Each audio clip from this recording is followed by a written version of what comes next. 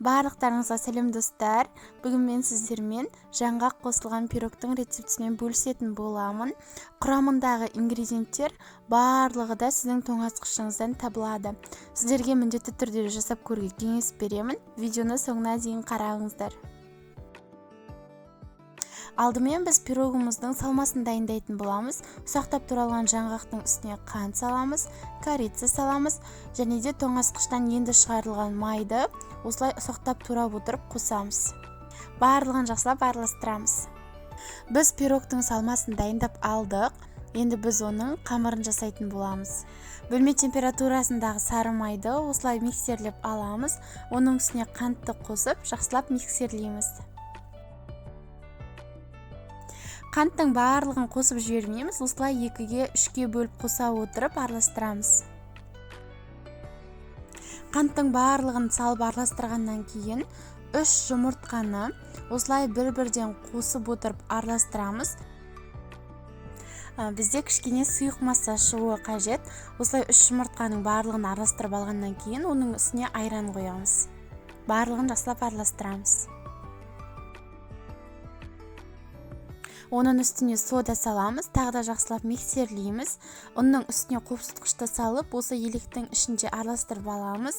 Енді біз осыны біздің жұмыртқалы массамызға 2-ге немесе 3-ке бөліп қоса отырып араластырамыз. Міндетті түрде електен өткізу қажет, сонда біздің пирогымыз керемет болып көтерілетін болады.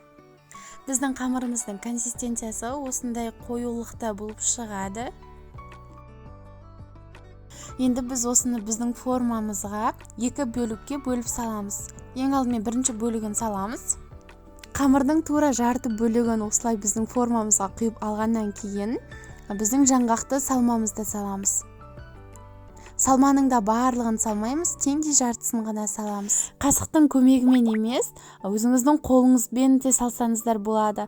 Барлығы да өзіңіздің ыңғайыңызға қарай.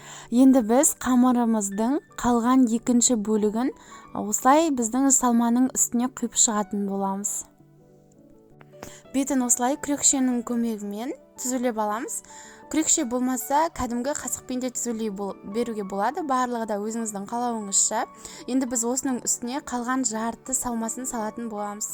180 градуста шамамен 30-40 минут аралығында пісіреміз. Сіздің пешіңізге де байланысты. Одан көп уақытта немесе одан аз уақытта да пісуі мүмкін. Менде шамамен 40 минутта пісті. Мен сіздерге жасап көруге кеңес беремін. Құрамындағы барлық ингредиенттер сіздің тоңазытқышыңыздан табылады. Өте нәзік, өте жұмсақ болып шығады. Сіздерде мен бір жасағаннан керемет болып шығатынына күмәнім жоқ. Сіздің отбасыңызға, балаларыңызға ұнайтынына мен 100% кепілдік беремін. Видеоны соңына дейін қарағандарыңызға рахмет. Менің Instagram парақшама, YouTube каналыма тіркеліп қоюды ұмытпаңыздар. Әлі көптеген рецепттер болады.